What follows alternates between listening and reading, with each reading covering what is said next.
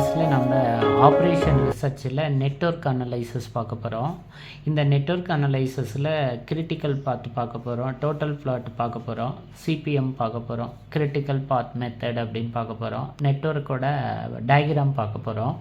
இந்த for example பார்த்தீங்கன்னா இந்த following table given the activities in the construction project and other relevant information கொடுத்துருக்காங்க, activities கொடுத்துருக்காங்க. இப்போ இந்த ஆக்டிவிட்டீஸை என்னென்னு எடுத்துக்கிறோன்னா 1 to 2ன்னு கொடுத்துருக்காங்க, 1 to 3ன்னு கொடுத்துருக்காங்க, 2 to 3 கொடுத்துருக்காங்க, 2 to 4 கொடுத்துருக்காங்க, 3 to 4 கொடுத்துருக்காங்க, 4 to 5 கொடுத்துருக்காங்க.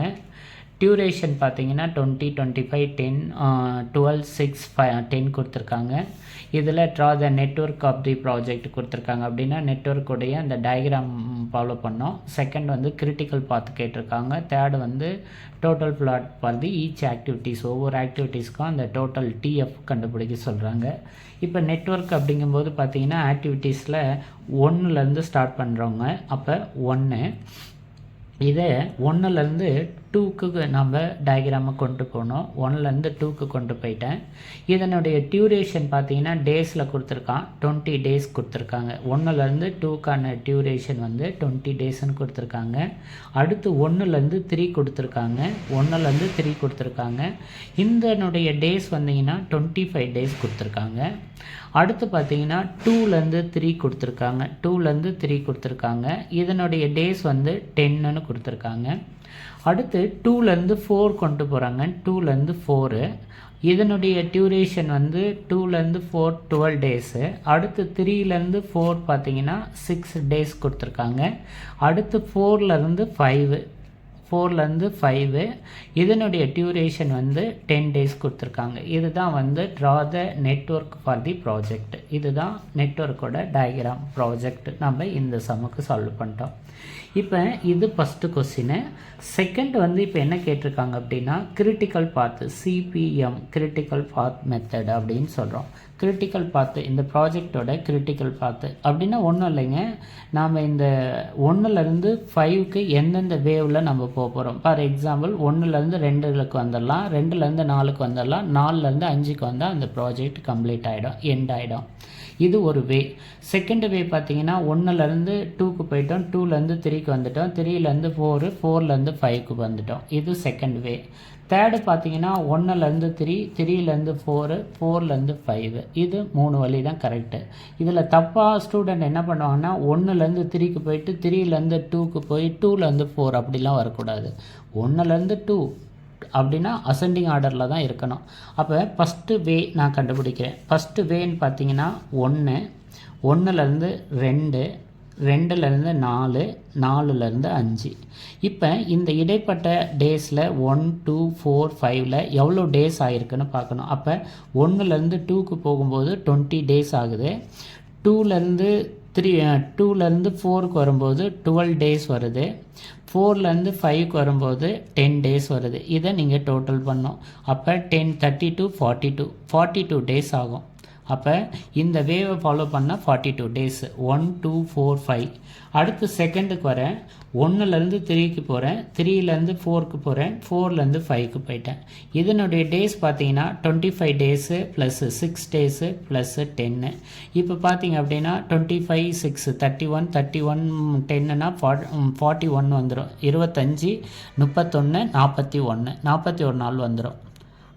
அடுத்து பார்த்தீங்கன்னா இப்போ 3வது வே இருக்குது. அப்படின்னா 1லேருந்து 2க்கு வந்துட்டேன், 2லேருந்து 3க்கு வந்தேன், 3லேருந்து 4க்கு போயிருக்கேன், 4லேருந்து 5க்கு போயிட்டேன். இப்போ இதோடைய வே பார்த்தீங்கன்னா 20 + 10 + 6 + 10 இது கொடுத்துருக்காங்க. 20, 10, 6, 10.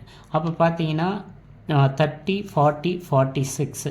இப்போ இதில் எது கிரிட்டிக்கல் பாத் அப்படின்னா எது அதிக டேஸில் வருதோ அதை கிரிட்டிக்கல் பாத்துன்னு எடுத்துக்கணும். அப்போ இந்த வழி தான் கிரிட்டிக்கல் பாத்து. அப்போ இந்த வழி கிரிட்டிக்கல் பாத்துலக்கு நமக்கு கிடைச்ச ஆன்சர்னு நம்ம எடுத்துக்கிட்டோன்னா அதை எப்படி டயக்ராமில் கொண்டு வரணும்னா இந்த பாருங்கள், 1லேருந்து 2க்கு போயிட்டோம், 2லேருந்து 3க்கு வந்துட்டோம், 3லேருந்து 4க்கு வந்துட்டோம், 4லேருந்து 5க்கு வந்துட்டோம். இப்படி 2 கோடு போட்டோன்னா அதுதான் கிரிட்டிக்கல் பாத்தோட டயக்ராமோடைய வேன்னு அர்த்தம். அப்போ இதை தான் வந்து கிரிட்டிக்கல் பாத் சிபிஎம். கொஸ்டின் பாருங்கள், to find the critical path and the project duration. அப்போ ப்ராஜெக்ட் டியூரேஷனுங்கிறது 46 நாள் இதை கிரிட்டிக்கல் பாத்துன்னு சொல்லணும். இப்போ இந்த ஆக்டிவிட்டீஸை வச்சு நம்ம என்ன பண்ண போகிறோம்னா இப்போ நம்ம டிஎஃப் கண்டுபிடிக்க போகிறோம். அப்போ டிஎஃப் கண்டுபிடிக்கணும்னா ஃபஸ்ட்டு நம்ம என்ன பண்ணணும்னா ஆக்டிவிட்டீஸை எழுதிக்கணும். நம்மளுடைய ஆக்டிவிட்டீஸை எழுதிக்கணும். இந்த activities 1 to 2, 1 to 3, 2 to 3, 2 to 4, 3 to 4, 4 to 5. இவ்வளோ தான் மொத்த ஆக்டிவிட்டீஸு. 1 2 3 4 5 6 மொத்தம் இத்தனை ஆக்டிவிட்டீஸ் இருக்குது.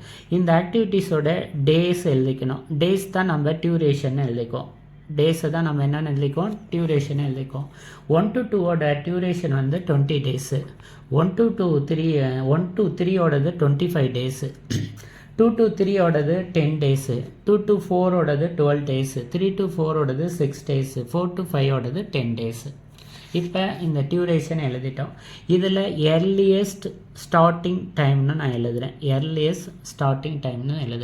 இந்த எர்லியஸ்ட் ஸ்டார்டிங் டைம் எப்படி கண்டுபிடிக்கணும்னா இந்த வேவை ஃபாலோ பண்ணுங்கள். இதை ஃபாலோ பண்ணுங்கள். நான் இந்த ஒரு மார்க் பண்ணியிருக்கேன் இல்லையா, இதை ஃபாலோ பண்ணுங்கள். இதை ஃபாலோ பண்ணும்போது இந்த பாருங்கள், 1 நேராக என்ன இருக்குது பாருங்கள். 1லேருந்து 2க்கு போகும்போது 1ட்ட எவ்வளோ அமௌண்ட் இருக்குன்னா இதை கண்டுபிடிக்கணும். இதை நான் கண்டுபிடிச்சிடுறேன். இந்த பாருங்கள், எர்லியஸ்ட் ஈனா வந்து 0. இப்போ இங்கே ஈங்கிறது என்னன்னா 20. 0 + 20. அடுத்து எர்லியஸ்ட் ஸ்டார்டிங் டைம் 20 + 10 30. அடுத்து பார்த்தீங்கன்னா 30 + 6 வந்து 36. 36 + 10 வந்து 46. இந்த கிரிட்டிக்கல் பாத்தில் எர்லியஸ்ட் ஸ்டார்டிங் டைமும் ஃபினிஷிங் டைமும் ஒன்றா தான் இருக்கும். அப்போ ஈக்கு பக்கத்தில் இப்போ நான் என்னென்னு எடுத்துக்கிறேன்னா எல்லுன்னு எடுத்துக்கிறேன். எல் லாஸ்ட்லேருந்து வரணும் 46. இப்போ இந்த இடத்துல எல் யூஸ் பண்ணுங்கள். 46லேருந்து 10 ப்ளஸ் பண்ணிகிட்டே வந்தீங்க இல்லையா, இப்போ மைனஸ் பண்ணிகிட்டே வாங்க. அப்போ 46 - 10னா 36. இப்போ பார்த்துக்கோங்க, இங்கே எல் யூஸ் பண்ணுறீங்க. எல் யூஸ் பண்ணால் 36 - 6னா 30 வந்துடும். இப்போ அப்படியே வாங்க, 3லேருந்து தானே 2 வந்தோம், அதனால் இங்கே எல் போடுங்க, 20 வந்துடும். எப்படி இந்த 20 வந்தது, 30 - 10. இப்படி வந்தால் மைனஸில் வரணும், இதெல்லாம் மைனஸு. சரிங்களா? இப்படி கொண்டு வந்தீங்கன்னா ப்ளஸ்ஸு, இப்படி கொண்டு வந்தீங்கன்னா ப்ளஸ்ஸு. சரிங்களா? அப்போ இங்கே 20 - 20, இங்கே எல்லுங்கிறது என்னன்னு வந்துடும், 0ன்னு வந்துடும். இவ்வளோ தான். இப்போ இந்த இடத்துல ஆக்டிவிட்டீஸ் பார்த்தீங்களே, இந்த ஆக்டிவிட்டீஸில் 1 நேராக எவ்வளோ இருக்குது பாருங்கள். 1 நேராக ஈங்கிறது எவ்வளோ இருக்குது, 1லேருந்து 2க்கு போகிறோம் இல்லையா. அப்போ இந்த ஃபஸ்ட்டு ஆக்டிவிட்டீஸில் இருக்கிற எல்லாத்தையும் பாருங்கள், 1 இருக்குது. இந்த 1 நேராக என்ன இருக்குது பாருங்கள், 0. அதுதான் இஎஸ்டின்னு சொல்லணும். அடுத்து இங்கேயும் என்ன இருக்குது பாருங்கள், 1 நேராக 0 தான் இருக்குது. இங்கே 2 இருக்குது இல்லையா, 2 நேராக என்ன இருக்குது பாருங்கள், 20. இங்கேயும் 2 தான் இருக்குது. இந்த இடத்துல 2 இருக்குது. 2 நேராக என்ன இருக்குது, 20. சரிங்களா? அடுத்து 3 இருக்குது. 3 நேராக எவ்வளோ இருக்குது, 30. 4 நேராக எவ்வளோ இருக்குது, 36. அவ்வளோதான், இஎஸ்டி எழுதிட்டேன். உங்களுக்கு இப்போ இது புரியுன்னு நினைக்கிறேன். அதனால தான் இதை மார்க் பண்ணி காட்டினேன். இந்த 1 நேராக 0, இந்த 1 நேராக 0, 2 நேராக 20, 2க்கு பக்கத்தில் 20, 3க்கு பக்கத்தில் 30, 4 பக்கத்தில் 36. இந்த தான் நீங்கள் எடுத்துக்கணும். இப்போ இஎஸ்டி எழுதிட்டோம் இல்லையா. இப்போ என்ன பண்ணணும்னா இஎஃப்டின்னு போடணும். என்ன பண்ணணும்னா இஎஃப்டி. சரிங்களா? இந்த இதான் ஸ்டார்ட் பண்ணுறோம்ல, எஃப்டி. அப்போ ஒன்றும் கிடையாது. நீங்கள் என்ன பண்ணணும்னா இதை இந்த டேஸையும் இஎஸ்டியும் டோட்டல் பண்ணுங்கள், ப்ளஸ் பண்ணணும். இங்கே நான் ப்ளஸ் பண்ணிட்டு வந்தேன் இல்லையா, அப்படியே ப்ளஸ் பண்ணுங்கள். 20 + 0 20, 25 + 0 25, 10 + 20 30, 12 + 20 எவ்வளோ இருக்குது, 20. இது எவ்வளோ இருக்குது, 4 நேராக 4க்கு 12 தானே, அப்படி பாரு. அடுத்து 6 + 30 எவ்வளோ இருக்குது, 36. 10 + 36னா 46. அவ்வளோதான். இப்போ பார்த்தீங்க என்ன கிடச்சிருக்கு, இஎஃப்டி. இந்த இஎஃப்டிங்கிறது என்னென்னு எடுத்துக்கணுன்னா EST plus duration. EST plus டியூரேஷனை இஎஃப்டி கிடச்சிரும். இப்போ அதுக்கு அடுத்து என்னென்னு எடுத்துக்கிறீங்க அப்படின்னா எல்எஃப்டின்னு நான் மாற்றி எழுதுகிறேன். எல்எஃப்டி அப்படின்னு எடுத்துக்கோங்க. இந்த எல்எஃப்டிங்கிறது என்னென்னா இந்த செகண்டில் இருக்கிறத இதை பாருங்கள், செகண்டில் இருக்க எல்லாத்தையும் பார்த்துக்கோங்க. எல்எஃப்டியில் இந்த செகண்டில் இருக்கிற இதை பாருங்கள். இப்போ இந்த 2 இருக்கு இல்லையா, 2 நேராக எவ்வளோ இருக்குது பாருங்கள், எல்எஃப்டி. 2க்கு நேராக எவ்வளோ இருக்குது, 20 இருக்குது. 3க்கு நேராக எவ்வளோ இருக்குது, 30 இருக்குது. 3க்கு நேராக எவ்வளோ இருக்குது பாருங்கள், 3க்கு நேராக 30, 3க்கு நேராக 30. ஓகேவா? அடுத்து இங்கே என்ன இருக்குது, 3, அதே 30 தான். 4க்கு என்ன இருக்குது பாருங்கள், 36. இங்கே எவ்வளோ இருக்குது, 4, 36. 5ங்கிறது எவ்வளோ இருக்குது, 46. சரிங்களா? இப்போ இஎஸ்டி போட்டோம், இஎஃப்டி போட்டோம், எல்எஃப்டி போட்டோம். இப்போ எல்எஸ்டி நம்ம யூஸ் பண்ணுறோம். இந்த எல்எஸ்டிங்கிறது ஒன்றும் கிடையாது. இந்த எல்எஸ்டிங்கிறது இதை ப்ளஸ் பண்ணோம் இல்லையா, இப்போ இந்த எல்எஃப்டியிலேருந்து எதை பண்ணோம், டேஸை மைனஸ் பண்ணோம், எதை, டியூரேஷனை மைனஸ் பண்ணோம். அப்போ இங்கே எழுதுகிறேன், LFT minus days or duration அப்படின்னு அர்த்தம். எல்எஃப்டி எவ்வளவு, 20 minus 20 0, 30 minus 25 5, 30 minus 10 20, 36 minus 12 24, 36 minus 6 30, 46 minus 10 36.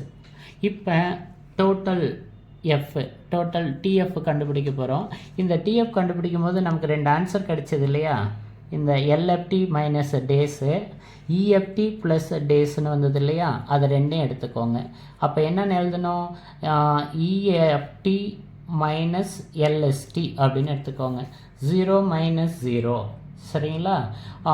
5 minus 0 5, 20 minus 20 0, 24 minus 24, 30 minus 30 0, 36 minus 36 என்ன வந்தது, 0. இவ்வளோதாங்க. இது 10 மார்க்கு ப்ராப்ளம்.